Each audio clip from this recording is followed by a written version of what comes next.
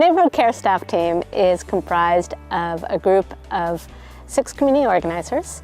5 of them are paid staff, and 1 is a very dedicated volunteer who's been working with us for over a year now.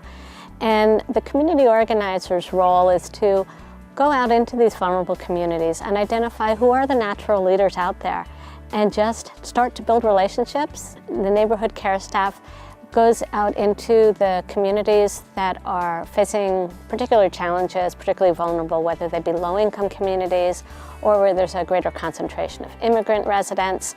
And they bring folks together to look at their communities, really come up with a vision of what they want to see change, how do they really want to see their communities improved, and what can they themselves do to make that happen, and who can they work with and partner with to help them make that happen.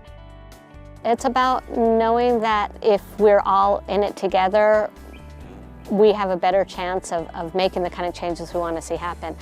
And so it's really important for residents and the agencies that serve them and the schools, the places they work, the local governments that represent them, to really develop deep partnerships in order to create the kind of communities that work for all of us.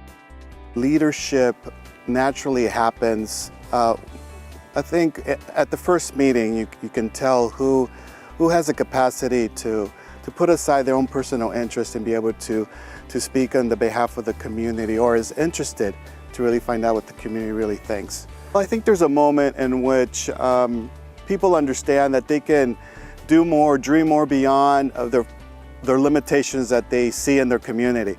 And when they understand that, I think it's easier for them to realize just the potential, the capacity that a unified group can have in really creating change. So a big part of what they do is leadership development and helping the leaders in the communities develop other leaders as well. So we've developed a partner program to the Neighborhood Care Staff, which we call Agents of Change Training in Our Neighborhoods. We refer to that as ACTION.